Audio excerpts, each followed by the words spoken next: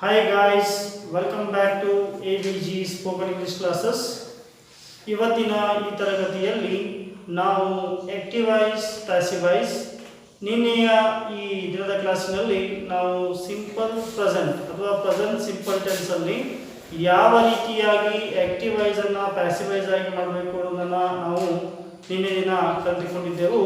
ಇವತ್ತು present continuous tense ಅಲ್ಲಿ ಯಾವ ರೀತಿಯಾಗಿ ನಾವು ಕರ್ತರಿ ಮತ್ತು ಕರ್ಮಣಿ ಪ್ರಯೋಗಗಳನ್ನು ಮಾಡಬೇಕು ಅಥವಾ ಆಕ್ಟಿವ್ ವಾಯ್ಸ್ ಮತ್ತು ಪ್ಯಾಸಿವ್ ವಾಯ್ಸ್ಗಳನ್ನು ಯಾವ ರೀತಿಯಾಗಿ ಈ ಪ್ರೆಸೆಂಟ್ ಕಂಟಿನ್ಯೂಸ್ ಟೆನ್ಸ್ ಅಲ್ಲಿ ಮಾಡಬೇಕು ಅನ್ನೋದನ್ನು ಇವತ್ತು ನಾವು ಕಲಿಯುತ್ತಾ ಸಾಗೋಣ. ಇಲ್ಲಿಯವರೆಗೆ ನೀವು ನನ್ನ ಚಾನಲ್ಗೆ ಸಬ್ಸ್ಕ್ರೈಬ್ ಆಗಿಲ್ಲ ಅಂದರೆ ಈಗಲೇ ಸಬ್ಸ್ಕ್ರೈಬ್ ಆಗಿ. ಈ ವಿಡಿಯೋ ನಿಮಗೆ ಇಷ್ಟ ಆದರೆ ದಯವಿಟ್ಟು ಲೈಕ್ ಮಾಡಿ, ಶೇರ್ ಮಾಡಿ, ಕಮೆಂಟ್ ಮಾಡಿ ಅಂತ ಹೇಳ್ತಾ ಈಗ ಕರ್ತರಿ ಮತ್ತು ಕರ್ಮಣಿ ಪ್ರಯೋಗ active voice and passive voice present continuous tense. This is the second form of the present tense. affirmative sentence ಗಳನ್ನು ಕೊಡಲಾಗಿದೆ. ಇನ್ನು ಮುಂದೆ ನಾವು ನೆಗೆಟಿವ್, ಇಂಟ್ರೋಗೇಟಿವ್ ಮತ್ತು ಇಂಟ್ರಾಗೇಟಿವ್ ನಲ್ಲಿ WH ಕ್ವೆಶ್ಚನ್ ಗಳನ್ನು ಏನು ಮಾಡ್ತೇನೆ ನೋಡ್ತಾ ಹೋಗ್ತೇನೆ ಅಂತ ಹೇಳ್ಬಿಟ್ಟು ಈಗ ನಾವು ಏನು ಮಾಡೋಣ. ಈ affirmative ನಲ್ಲಿ I am eating a banana ಅಂತ ಇದೆ. I am eating a banana.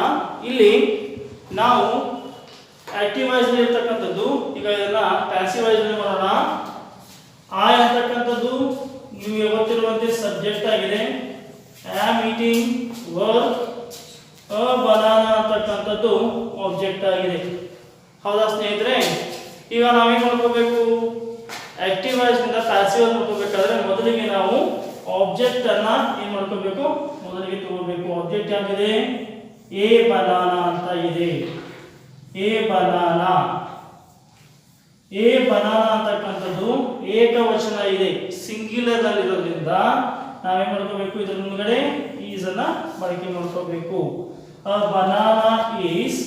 ಇಲ್ಲಿ ಈಟಿಂಗ್ ಕಂಟಿನ್ಯೂಸ್ ಟೆನ್ಸ್ ಇರೋದ್ರಿಂದ ನಾವು ಸಹಾಯಕ ಕ್ರಿಯಾಪದದ ಮುಂದ್ಗಡೆ ಬೀಯಿಂಗ್ ಅಂತಕ್ಕಂತಹ ಪದವನ್ನ ತೆಗೆದುಕೊಳ್ಳಬೇಕು, ಮರಿಬಾರದು.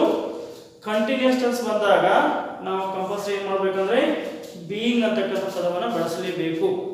ಅದು ಪ್ರೆಸೆಂಟ್ ಕಂಟಿನ್ಯೂಸ್ ಆಗಿರ್ಬೋದು, ಪಾಸ್ಟ್ ಕಂಟಿನ್ಯೂಸ್ ಟೆನ್ಸ್ ಆಗಿರ್ಬೋದು, ಅಲ್ಲಿ ಬೀಯಿಂಗ್ ಅಂತಕ್ಕಂಥ ಪದವನ್ನು ಬಳಸಬೇಕು. ಆಮೇಲೆ ಈಟಿಂಗ್ ಅಂತಕ್ಕಂಥದ್ದು ಇದೆಯಲ್ಲ, ಇದರ V3 ಫಾರ್ಮ್ ಅನ್ನು ಉಪಯೋಗ ಮಾಡ್ಕೋಬೇಕು. ಈಟಿಂಗ್, ಈಟ್, ಏಟ್, ಈಟನ್ ಅಂತ ಆಗುತ್ತೆ. So being eaten. V3 after ಏನು ಮಾಡಬೇಕು ಅಂತ ಹೇಳಿದ್ರೆ ಏಜೆಂಟ್ ನ ತಗೋಬೇಕು. ಆಮೇಲೆ ನಿಮ್ಗೆ ಗೊತ್ತಿರುವಂತೆ ಆಯ್ ಅಂತಕ್ಕಂಥದ್ದು ಏನಾಗುತ್ತೆ, ಮೀ ಆಗಿ ಬದಲಾವಣೆಯನ್ನ ಹೊಂದುತ್ತೆ. ನೀವು ಹಿಂದಿನ ವಿಡಿಯೋದಲ್ಲಿ ಗೊತ್ತಿರುವಂತೆ ಆಯ್ ಏನಾಗುತ್ತೆ, ಮೀ ಆಗುತ್ತೆ. ವಿ ಏನಾಗುತ್ತೆ, ಅಸ್ ಆಗುತ್ತೆ. ಯು ಏನಾಗುತ್ತೆ, ಯು ಆಗಿ ಉಳಿಯುತ್ತೆ. ಆಮೇಲೆ ಹಿ ಇದೇನಾಗುತ್ತೆ, ಹಿಮ್ ಆಗುತ್ತೆ. ಸಿ ಇದೇನಾಗುತ್ತೆ, ಹರ್ ಅಂತ ಆಗುತ್ತೆ. ದೇ ಇದೇನಾಗುತ್ತೆ, ಡ್ಯಾಮ್ ಆಗುತ್ತೆ. ಆಮೇಲೆ ಏನು ಕೊನೆಯದಾಗಿರ್ತಕ್ಕಂಥದ್ದು ಈಟ್ ಅಂತಕ್ಕಂಥದ್ದು ಬಂದರೆ ಅದು ಈಟಾಗಿ ಉಳಿದಿರುತ್ತೆ. ಈ ರೂಲ್ಸ್ಗಳನ್ನು ಸರಿಯಾಗಿ ನೆನಪಲ್ಲಿ ಇಟ್ಕೋಬೇಕು. These are the rules and V3 after ಯಾವಾಗ ನಾವು ಜಾಯಿನಿಂಗ್ ವರ್ಡನ್ನು ಉಪಯೋಗ ಮಾಡ್ಕೋಬೇಕು. ಈಗ ಎರಡನೇ ಎಕ್ಸಾಂಪಲ್ ನೋಡೋಣ ಸ್ನೇಹಿತರೆ. ವಿ ಅನ್ನೋದು ಸಬ್ಜೆಕ್ಟ್ ಆಗಿದೆ. ಆರ್ ಪ್ಲೇಯಿಂಗ್ ಅಂತಕ್ಕಂಥದ್ದು ವರ್ಬ್ ಆಗಿದೆ. ಕ್ರಿಕೆಟ್ ಅಂತಕ್ಕಂಥದ್ದು ಆಬ್ಜೆಕ್ಟ್ ಆಗಿದೆ. ಹಾಗಾದ್ರೆ ನಾವು ಮೊದಲಿಗೆ ಏನು ತಗೋಬೇಕೀಗ, ಏನು ತಗೋಬೇಕು ಅಂದರೆ ಮೊದಲಿಗೆ ಕ್ರಿಕೆಟ್ ತೆಗೆದುಕೊಳ್ಬೇಕು. Cricket is a game. ಹಾಗಾಗಿ ಇದೊಂದು ಆಟವಾದ್ರಿಂದ ನಾವು ಸಹಾಯಕ ಕ್ರಿಯಾಪದವನ್ನು ಸಿಂಗ್ಯುಲರ್ದಿಂದ ಈಸ್ ತೆಗೆದುಕೊಳ್ತಾ ಇದ್ದೇವೆ. ಕಂಪಲ್ಸರಿ ಬೀಯಿಂಗ್ ಅನ್ನು ಬರೀಬಾರ್ದು. Cricket is being. ಇಲ್ಲಿ ಪ್ಲೇಯಿಂಗ್ ಇದೆ, ಇದರ V3 ಫಾರ್ಮ್ ಏನಾಗುತ್ತೆ, ಪ್ಲೇಡ್ ಆಗುತ್ತೆ. ಆಮೇಲೆ ಬೈ, ಪ್ಲೇಡ್ ಬೈ. ವಿ ಇದೆ, ಇದು ಅಸ್ ಆಗಿ ಬದಲಾವಣೆಯನ್ನು ಹೊಂದುತ್ತೆ. ವಿ ಬಂದಾಗ ಅದು ಅಸ್ ಆಗಿ ಬದಲಾವಣೆ ಹೊಂದಬೇಕು. ಇನ್ನು ಮೂರನೇ ಎಕ್ಸಾಂಪಲ್ ನೋಡ್ತಾ ಇದ್ದೇವೆ. ಈಗ ಇಲ್ಲಿ ದೇ ಅಂತಕ್ಕಂಥದ್ದು ಸಬ್ಜೆಕ್ಟ್ ಇದೆ. ಆರ್ ಸ್ಟೀಲಿಂಗ್ ಅಂತಕ್ಕಂಥದ್ದು ವರ್ಕ್ ಇದೆ. ಬ್ರೆಡ್ಸ್ ಅಂತಕ್ಕಂಥದ್ದು ಆಬ್ಜೆಕ್ಟ್ ಇದೆ. ಈಗ ಮೊದಲಿಗೆ ನಾವು ಬಿ ಅನ್ನ ಕ್ಯಾಪಿಟಲ್ ಬರ್ಕೋಬೇಕು. ಅಂದರೆ every sentence begins with A capital letter. Breads ಇಲ್ಲಿ ಬಹುವಚನ ಇರೋದ್ರಿಂದ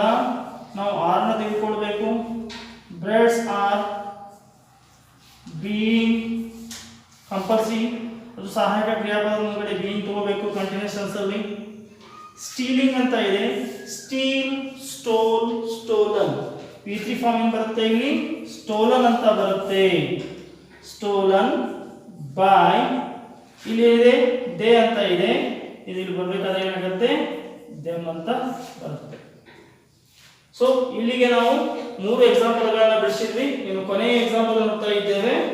ಹಿ ಸಬ್ಜೆಕ್ಟ್ ಇದೆ, ಈಸ್ ಬೈಯಿಂಗ್ ವರ್ಬ್ ಇದೆ, ಫ್ಲೂಯಿಡ್ಸ್ ಆಬ್ಜೆಕ್ಟ್ ಇದೆ. ಸೊ ಮೊದಲಿಗೆ ಏನು ತಗೋಬೇಕಂತ ಹೇಳಿದೆ ನಿಮಗೆ? ಆಬ್ಜೆಕ್ಟ್ ತಗೋಬೇಕು. ಆಬ್ಜೆಕ್ಟ್ ಏನಿದೆ? ಫ್ಲೂಯಿಡ್ಸ್ ಅಂತ ಇದೆ. ಫ್ಲೂಯಿಡ್ಸ್ ಬರ್ಕೋಬೇಕಾದ್ರೆ ಏನು ಮಾಡ್ಬೇಕು ನಾವು? ಪ್ಲರಲ್ ಫಾರ್ಮ್ ಇದೆಯಲ್ಲ, ಅದಕ್ಕಾಗಿ ಇಲ್ಲಿ ಆರ್ ಅನ್ನು ತೆಗೆದುಕೊಳ್ಬೇಕು. ಆರ್ ಯಾಕೆ ಅಂದ್ರೆ ಇದು ಪ್ಲರಲ್ ಫಾರ್ಮ್ ಇರೋದ್ರಿಂದ. ಆಮೇಲೆ ಇಲ್ಲಿ ಸಹಾಯಕ ಕ್ರಿಯಾಪದ ಮುಂದ್ಗಡೆ ಬೀಯಿಂಗ್ ಕಂಪಲ್ಸರಿ ತಗೋಬೇಕು. ಬೈಯಿಂಗ್ ಅಂತ ಇದೆ, ಇದನ್ನ ಬಾಟ್ ಮಾಡ್ಕೋಬೇಕು. ಬಾಟ್, ಬಾಯ್. ಇಲ್ಲಿ ಹಿ ಇರೋದ್ರಿಂದ ನಾವು ಹಿಮ್ ಅಂತ ತೆಗೆದುಕೊಳ್ಬೇಕು. ಓಕೆ, ಇಲ್ಲಿಗೆ ನಾವು 4 ಎಕ್ಸಾಂಪಲ್ಗಳನ್ನ ಬಿಡಿಸಿದ್ವಿ. ಇನ್ನು ನೆಗೆಟಿವ್ ನೋಡೋಣ. ಓಕೆ ಡಿಯರ್ ಸ್ಟೂಡೆಂಟ್ಸ್, ಈಗ ನೆಗೆಟಿವ್ ನೋಡ್ತಾ ಇದ್ದೇವೆ. ನೆಗೆಟಿವ್ ನಕಾರಾತ್ಮಕ ವಾಕ್ಯಗಳನ್ನು ಯಾವ ರೀತಿಯಾಗಿ ಆಕ್ಟಿವ್ ವಾಯ್ಸ್ ನಿಂದ ಪ್ಯಾಸಿವ್ ವಾಯ್ಸ್ಗೆ ನಾವು ಬದಲಾವಣೆ ಮಾಡ್ಕೋಬೇಕು ಅನ್ನೋದನ್ನ ಈಗ ನೋಡ್ತಾ ಸಾಗೋಣ. ಇಲ್ಲಿ ಒಂದು ವಾಕ್ಯ ಇದೆ, ನೋಡ್ಕೋಬಹುದು. Suhan is not watching a movie. Suhan ಒಂದು ಫಿಲ್ಮ್ ಅನ್ನ ನೋಡ್ತಾ ಇಲ್ಲ ಅಂತ ಅರ್ಥವನ್ನು ಕೊಡುತ್ತೆ.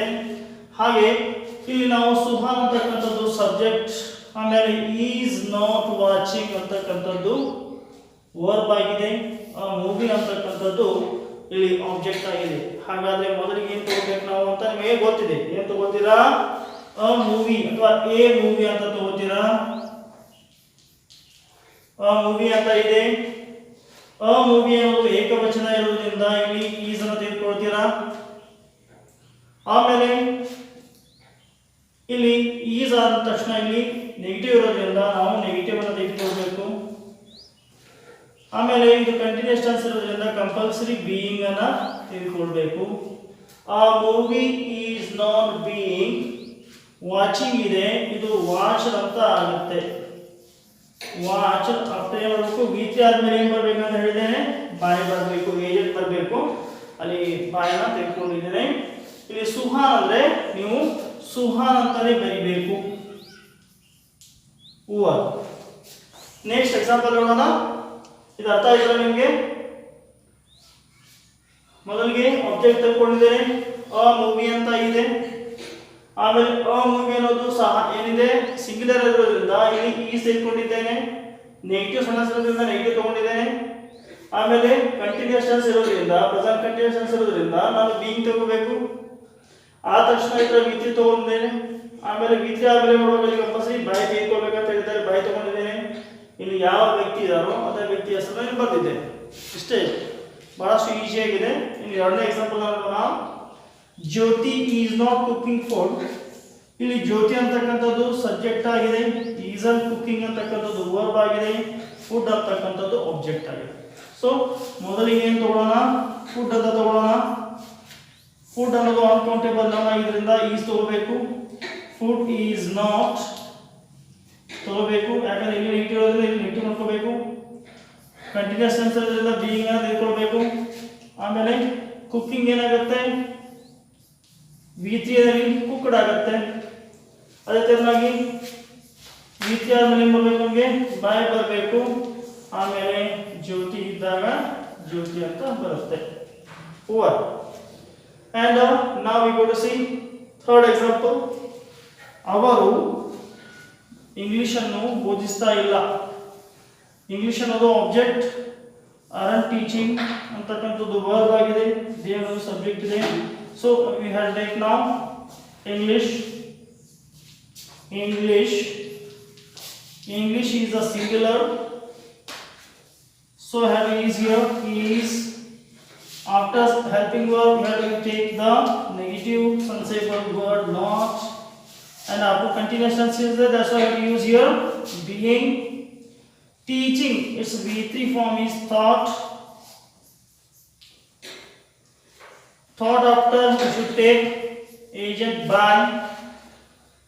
They is here the subject form they, its object form they became an object them.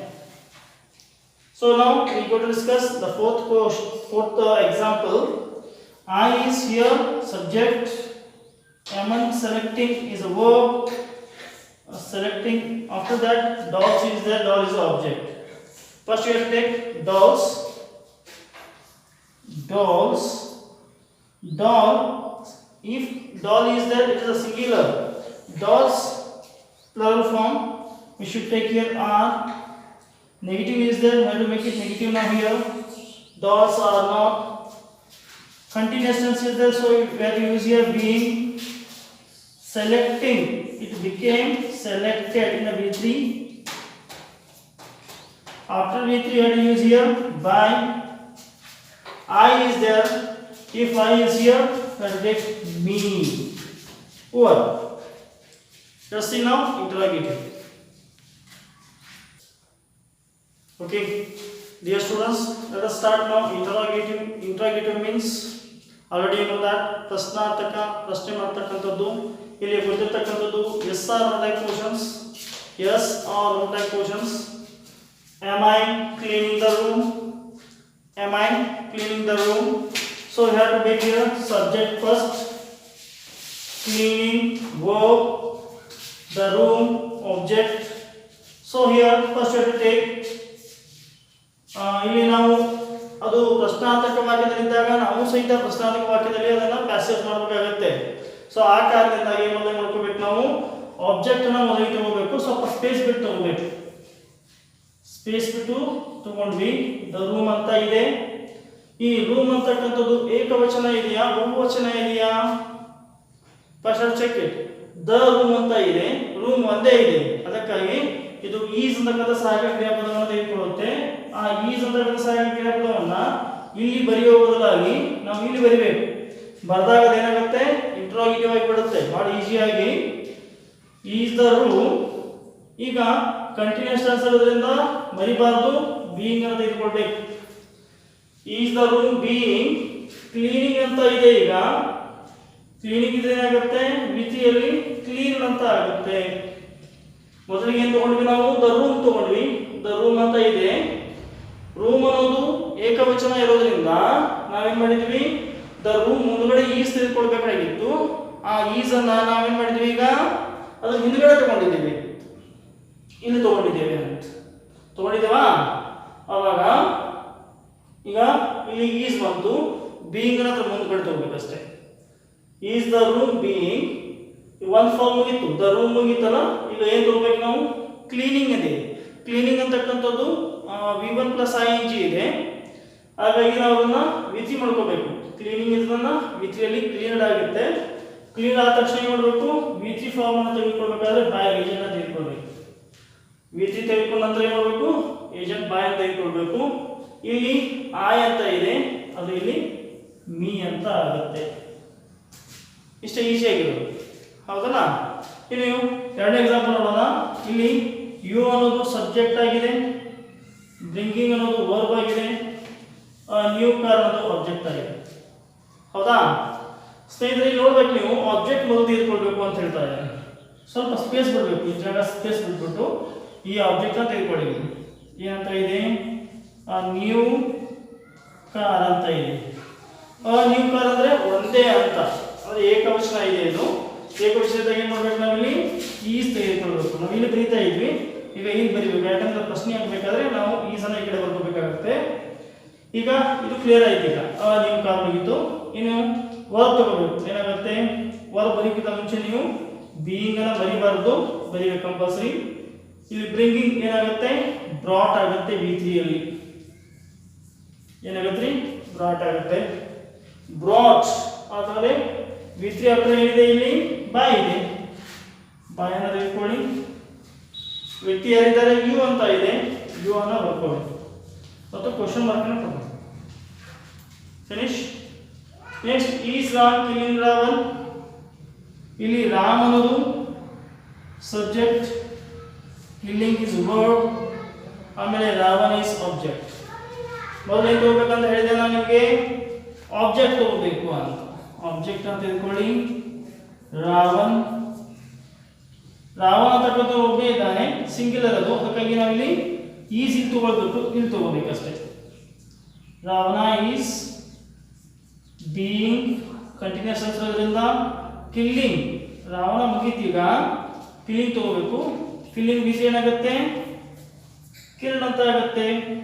After ವಿ3 ಏನು ತಗೋಬೇಕಂತ ಹೇಳಿದ್ದೇನೆ, ಏಜೆಂಟ್ ತಗೋಬೇಕು. ರಾಮ್ ಇದೆ, ಇಲ್ಲಿ ರಾಮ್ ಅಂತ ತಗೊಳ್ಳಿ, ಫಿನಿಶ್, ಇಷ್ಟೇ. ಆಮೇಲೆ ಈಸ್ ಸುಮಾ ಸಿಂಗಿಂಗ್ ಸಾಂಗ್ಸ್ ಅಂತ ಕೇಳಿದ್ದಾರೆ. ಇಲ್ಲಿ is Suma, Suma is subject, singing verb ಇದೆ, ಸಬ್ಜೆಕ್ಟ್ ಇದೆ, ಸಾಂಗ್ಸ್ ಇದೆ ಆಬ್ಜೆಕ್ಟ್. ಈಗ ಏನು ಮಾಡ್ತಾ ಇದ್ದೇವೆ ನಾವು, ಪ್ಯಾಸಿವ್ ವಾಯ್ಸ್ ಮಾಡ್ಕೊಳ್ತಾ ಇದ್ದೇವೆ. ನೀವು ಈಸಿಯಾಗಿ ಹೇಳ್ತೀರಿ, ಈಗ ಆಬ್ಜೆಕ್ಟ್ ಬಂದು ತಗೊಳ್ಳಿ ಸರ್ ಅಂತ ಹೇಳ್ತೀರಾ, ತಗೊಂಡೆ. ಸಾಂಗ್ಸ್ ನೋಡ್ಕೊಳ್ಳಿ, ಏಕವಚನ ಇದೆಯಾ ಬಹುವಚನ ಇದೆಯಾ ಅಂತ ನಾನು ಕೇಳ್ತೀನಿ, ನೀವು ಹೇಳ್ತೀರಾ ಸರ್ ಅದು ಪ್ಲರಲ್ ಫಾರ್ಮ್ ಅಲ್ಲಿ ಇದೆ. ಹಾಗಾದ್ರೆ ಆರ್ ಇಲ್ಲಿ ಬರಿಬೇಕಾ, ಇಲ್ಲಿ ಬರಿಬೇಕಾ, ಎಲ್ಲಿ ಬರಿಬೇಕು, ಇದು ಇಂಟ್ರಾಗೇಟಿವ್ ಆದ್ರಿಂದ ಆರ್ ನಾವು ಏನು ಮಾಡಬೇಕಾಗುತ್ತೆ, ಇಲ್ಲಿ ಬರಿಬೇಕು. Are songs. ಈಗ ಕಂಟಿನ್ಯೂಸ್ ಟೆನ್ಸ್ ಏನು ತಗೋಬೇಕು ನಾವು, ಬೀಯಿಂಗ್ ತಗೋಬೇಕು. ಆಮೇಲೆ ಇಲ್ಲಿ ವರ್ಬ್ ಬರಬೇಕು. ಸಿಂಗಿಂಗ್ ಇದೆ, ಇದರ ವಿ3 ಫಾರ್ಮ್ ಏನಾಗುತ್ತೆ, ಸಿಂಗ್, ಸ್ಯಾಂಗ್, ಸಂಗ್ ಅಂತ ಆಗುತ್ತೆ. ಸಂಗ್ ಬೈ, ಸುಮ ಇದೆ, ಇದು ಸುಮ ಆಗುತ್ತೆ. ಇಷ್ಟೇ, ಭಾಷೆ ಹೇಗಿದೆ. ಈ ಒಂದು ಟೆನ್ಸಲ್ಲಿ ಬರ್ತಕ್ಕಂತಹ ಒಂದು ಕೊನೆಯದಾಗಿರ್ತಕ್ಕಂಥ 2 ಎಕ್ಸಾಂಪಲ್ಗಳನ್ನ ನೋಡೋಣ ಸ್ನೇಹಿತರೆ. ಇಲ್ಲಿ ಬರ್ತಕ್ಕಂಥದ್ದು ಡಬಲ್ ಆಬ್ಜೆಕ್ಟ್ ಅಲ್ಲಿ ಬಂದಿರತಕ್ಕಂತಹ ಆಕ್ಟಿವ್ ವಾಯ್ಸ್ ಪ್ಯಾಸಿವ್ ವಾಯ್ಸ್ಗಳನ್ನ ಯಾವ ರೀತಿ ಮಾಡಬೇಕು ಅನ್ನೋದನ್ನ ಇದು ಸಿಂಪಲ್ ಆಗಿ ಕಲ್ತ್ಕೊಳ್ಳೋಣ, ಇದು ಈಸಿಯಾಗಿ ಕಲ್ತ್ಕೊಳ್ಳೋಣ. ಹೇಗೆ ಅಂತಂದ್ರೆ ಇಲ್ಲಿ ಮೊದಲಿಗೆ ಏನು ಮಾಡಬೇಕು ಅಂದ್ರೆ ಆಯ್ ಅಂತಕ್ಕಂಥ ಸಹಾಯಕ ಇನ್ನು ಸಬ್ಜೆಕ್ಟ್ ಇದೆ, ಆಮೇಲೆ ಆಮ್ ಅಂತಕ್ಕಂಥದ್ದು ಇದೆ, ಆಮ್ ಟೀಚಿಂಗ್ ಅಂತಕ್ಕಂಥದ್ದು ವರ್ಬ್ ಇದೆ, ಸಬ್ಜೆಕ್ಟ್ ವರ್ಬ್ ಇದು ಆಬ್ಜೆಕ್ಟ್ ಇದೆ, ಹಿಮ್ ಅಂತಕ್ಕಂಥದ್ದು ಇಂಗ್ಲಿಷ್ ಅನ್ನೋ ಸಹಿತ ಆಬ್ಜೆಕ್ಟ್. ಇದಕ್ಕೆ ನಾವು ಡಬಲ್ ಆಬ್ಜೆಕ್ಟ್ ಅಂತ ಹೇಳೋದು. 1 2 ಆಬ್ಜೆಕ್ಟ್ ಬಂದಿದ್ದಾವೆ. ಸೊ ಡಬಲ್ ಆಬ್ಜೆಕ್ಟ್ನ ಯಾವ ರೀತಿ ಸಾಲ್ವ್ ಮಾಡ್ಬೋದು ಅಂದರೆ ಇವನು 2 ರೀತಿಯಾಗಿ ಸಾಲ್ವ್ ಮಾಡ್ಕೋಬಹುದು. ನಾವು ಭಾಳ ಈಸಿಯಾಗಿ 2 ರೀತಿಯಾಗಿ ಸಾಲ್ವ್ ಮಾಡ್ಕೋಬಹುದು. ಹೇಗಂತಂದರೆ ಮೊದಲಿಗೆ ನಾವು ಇಂಗ್ಲೀಷ್ ತಿಳ್ಕೊಂಡು ಮಾಡೋಣ. ಇಂಗ್ಲಿಷ್ ಅಂತಕ್ಕಂಥದ್ದು ಇಂಗ್ಲೀಷ್ ತೆಗೆದುಕೊಂಡ್ವಿ. ಇದು ಏಕವಚನ ಇದೆಯಾ ಬಹುವಚನ ಇದೆಯಾ ಅಂತಂದರೆ ಇದು ಏಕವಚನ ಇರೋದ್ರಿಂದ ಇಲ್ಲಿ ನಾವೇನು ಮಾಡ್ತೇವೆ, ಈಸ್ ಅಂತ ತೆಗೆದುಕೊಳ್ತೇವೆ. ಇಂಗ್ಲಿಷ್ ಈಸ್ ಕಂಟಿನ್ಯೂಸ್ ಟೆನ್ಸ್ ಇರೋದ್ರಿಂದ ಕಂಪಲ್ಸರಿ ಏನು ತಗೋಬೇಕು, ನೀವು ಬೀಯಿಂಗ್ ತೆಗೆದುಕೊಳ್ಬೇಕು. ಇಂಗ್ಲಿಷ್ ಈಸ್ ಬೀಯಿಂಗ್, ಟೀಚಿಂಗ್ ಅಂತ ಇದೆ, ಇದರ ವಿ3 ಏನಾಗುತ್ತೆ, ಥಾಟ್ ಅಂತ ಆಗುತ್ತೆ, ಥಾಟ್ ಅಂತ ಆಗುತ್ತೆ. ಇಲ್ಲಿ ಹಿಮ್ ಅಂತ ಉಳಿದಿದೆಯಲ್ಲ, ಇದಕ್ಕೆ ನೀವು ಟು ಜೊತೆಗೆ ಹಿಮ್ ತಗೋಬೇಕು. ಆಮೇಲೆ ಥಾಟ್ ಹಿಮ್ ಬೈ ಐ ಅಂತ ಇದೆಯಲ್ಲ, ಇದನ್ನ ನೀವು ಮಾಡ್ಕೋಬೇಕು, ಈಗ ಮೀ ಅಂತ ಮಾಡ್ಕೋಬೇಕು. ಇಷ್ಟೇ. ಇದು ಇನ್ನೊಂದು ರೀತಿ ಮಾಡ್ಕೋಬಹುದು ನಾವು. ಹೇಗಂತಂದ್ರೆ ಈಗ ಹಿಮ್ ಅನ್ನು ತೆಗೆದುಕೊಂಡಾಗ ಇದು ಆಬ್ಜೆಕ್ಟ್ ಫಾರ್ಮ್ ಅಲ್ಲಿ, ಈ ಸಬ್ಜೆಕ್ಟ್ ಫಾರ್ಮ್ ಅಲ್ಲಿ ಬರಬೇಕಾದ್ರೆ ಹಿ ಬಿದ್ದು ಏನಾಗುತ್ತೆ, ಹಿ ಆಗುತ್ತೆ, ಹಿ ಆಗತ್ತಲ್ಲ. ಸೊ ಹಿ ಇದೆ, ಹಿ ಮುಂದೆ ಬರ್ತಕ್ಕಂಥ ಸಹಾಯಕ ಏನಿದೆ, ಈಸ್ ಇದೆ. He is being, he is being taught English by, ನೋಡಿ ಮೊದಲೇ ತಗೊಂಡೆ ನಾನು ಹಿಮ್ ತೆಗೆದುಕೊಂಡೆ, ಹಿಮ ಏನಾಗುತ್ತೆ ಬರಬೇಕಾದ್ರೆ ಹಿ ಅಂತ ಆಗುತ್ತೆ. ಹಿ ಮುಂದೆ ಬರಬೇಕಾದ್ರೆ ಸಹಾಯಕ ಕ್ರಿಯಾಪದ ಯಾವುದು, ಈಸ್ ಇದೆ, ಈಸ್ ಅನ್ನು ತೆಗೆದುಕೊಂಡಿದ್ದೇನೆ. ಆಮೇಲೆ ಕಂಟಿನ್ಯೂಸ್ ಟೆನ್ಸ್ ತೋರಿಸೋದಕ್ಕಾಗಿ ಬೀಯಿಂಗ್ ತಗೊಂಡಿದ್ದೇನೆ. ಆಮೇಲೆ ಟೀಚಿಂಗ್ ಏನಾಗಿದೆ, ಇಲ್ಲಿ ಟೀಚಿಂಗ್ ಇದೆಯಲ್ಲ, ಅದು ಥಾಟ್ ಆಗಿ ಬದಲಾವಣೆ ಆಗಿದೆ. ಥಾಟ್ ಇಂಗ್ಲಿಷ್ ನೇರವಾಗಿ ತಗೊಂಡೆ, ಯಾಕಂದ್ರೆ ಹಿಮ್ ಇದರಲ್ಲಿ ತೆಗೆದುಕೊಂಡಿದ್ದೆ ನಾನು, ಹಿಮ್ ಇಲ್ಲಿ ಹಿ ಆಗಿ ಬಂದಿದೆ, ಹಾಗಾಗಿ ಇಂಗ್ಲಿಷ್ ತೆಗೆದುಕೊಂಡೆ. ತೆಗೆದುಕೊಂಡ ನಂತರ ಇಲ್ಲಿ ಬಾಯ್ ತೆಗೆದುಕೊಂಡೆ, ಬಾಯ್ ಬರುತ್ತೆ, ಆ ಇದ್ದದ್ದು ಏನಾಗುತ್ತೆ, ಮೀ ಆಗುತ್ತೆ. ಇಷ್ಟೇ. ಇನ್ನು ಲಾಸ್ಟ್ ಎಕ್ಸಾಂಪಲ್ ನೋಡ್ಬಿಡೋಣ. ಇದು ಬಹಳ ಈಸಿಯಾಗಿ ಇರ್ತಕ್ಕಂಥದ್ದು. ಇದೇನದು, ಸಬ್ಜೆಕ್ಟ್ ಇದೆ, ವರ್ಬ್ ಇದೆ, ಮೀ ಅನ್ನೋದು ಆಬ್ಜೆಕ್ಟ್, ಗಿಫ್ಟ್ ಅನ್ನೋದು ಆಬ್ಜೆಕ್ಟ್. ಮೊದಲಿಗೆ ಏನು ತಗೋಬೇಕಂತ ಹೇಳಿದ್ದೇನೆ ನಾನು, ಇದೇ ಇಲ್ಲಿ ಏನು ಮಾಡಿದ್ವಿ, ನಾವು ಇಂಗ್ಲಿಷ್ ತೆಗೆದುಕೊಂಡಿದ್ವಿ. ಈಗ ನಾವು ಮೊದಲಿಗೆ ಏನು ಮಾಡೋಣ, ಮೀ ತೆಗೆದುಕೊಳ್ಳೋಣ. ಮೀ ಏನಾಗುತ್ತೆ, ಇದು ಬರಬೇಕಾದ್ರೆ ಆಯ್ ಆಗುತ್ತೆ. ಕಂಟಿನ್ಯೂಸ್ ಅಲ್ಲಿ ಆಯ್ ಮುಂದೆ ಯಾವ ಸಹಾಯಕ ಕ್ರಿಯಾಪದ ಬರುತ್ತೆ ಅಂತಂದ್ರೆ ಆಮ್ ಬರುತ್ತೆ. ಆಮ್ ಒಳಗಡೆ ನಾವು ಕಂಟಿನ್ಯೂಸ್ ಟೆನ್ಸ್ ತೋರಿಸಬೇಕಾದ್ರೆ ಏನು ಮಾಡಬೇಕಾಗುತ್ತೆ? ಬೀಯಿಂಗ್ ತಗೋಬೇಕಾಗುತ್ತೆ. I am being. ಇಲ್ಲಿ ಗಿವಿಂಗ್ ಇದೆ, ಇದೇನಾಗುತ್ತೆ? ಗಿವನ್ ಅಂತ ಆಗುತ್ತೆ. Given a gift by they ಇದೆ, ದೇ ಏನಾಗುತ್ತೆ? ದೆಮ್ ಅಂತ ಬದಲಾವಣೆ ಹೊಂದುತ್ತೆ. ಸೊ ಇನ್ನೊಂದು ರೀತಿ ಮಾಡ್ಕೋಬಹುದು. ಈಗ ಗಿಫ್ಟ್ ತಿಳ್ಕೊಂಡು ಮಾಡೋಣ. ಗಿಫ್ಟ್ ಅನ್ನೋದು ಏಕವಚನ ಇದೆ, ಈಸ್ ತಿಳ್ಕೊಳ್ಳಿ. ಅದ್ರ ಮುಂದೆ ಕಂಟಿನ್ಯೂಷನ್ಸ್ ತೋರಿಸುವಂಥದ್ದು ಬೀಯಿಂಗ್ ತಿಳ್ಕೊಳ್ಳಿ. ಆಮೇಲೆ V3 ಫಾರ್ಮ್ ಏನು ಬರುತ್ತೆ? ಗಿವನ್ ಅಂತ ಬರುತ್ತೆ. ಇಲ್ಲಿ ಟು ತಿಳ್ಕೊಂಡ್ಬಿಟ್ಟು ಆಮೇಲೆ ಮೀ ತಗೋಬೇಕು. To me by them or. So ಇಲ್ಲಿಯವರೆಗೆ ನಾವು ಅಫರ್ಮೇಟಿವ್, ನೆಗೆಟಿವ್, ಇಂಟ್ರಾಗೇಟಿವ್ ಮತ್ತು ಡಬಲ್ ಆಬ್ಜೆಕ್ಟ್ ಬರತಕ್ಕಂಥ ಆಕ್ಟಿವ್ ವಾಯ್ಸ್ ಪಾಸಿವ್ ವಾಯ್ಸ್ಗಳನ್ನು ಪ್ರೆಸೆಂಟ್ ಕಂಟಿನ್ಯೂಸ್ ಟೆನ್ಸ್ ಅಲ್ಲಿ ನೋಡಿದ್ದೇವೆ. ಇನ್ನು ಮುಂದಿನ ವಿಡಿಯೋದಲ್ಲಿ ಪ್ರೆಸೆಂಟ್ ಪರ್ಫೆಕ್ಟ್ ಟೆನ್ಸ್ ಅಲ್ಲಿ ಯಾಕೆ ಬರ್ತಾರ ಅಂತ ನೋಡೋಣ. ಇಲ್ಲಿಯವರೆಗೆ ನೀವು ನಮ್ಮ ಚಾನಲ್ಗೆ ಸಬ್ಸ್ಕ್ರೈಬ್ ಆಗಿಲ್ಲ ಅಂದರೆ ಸಬ್ಸ್ಕ್ರೈಬ್ ಆಗಿ. ಈ ವಿಡಿಯೋ ಇಷ್ಟ ಆದರೆ ದಯವಿಟ್ಟು ಲೈಕ್ ಮಾಡಿ ಅಂತ ಹೇಳ್ತಾ ಧನ್ಯವಾದಗಳು.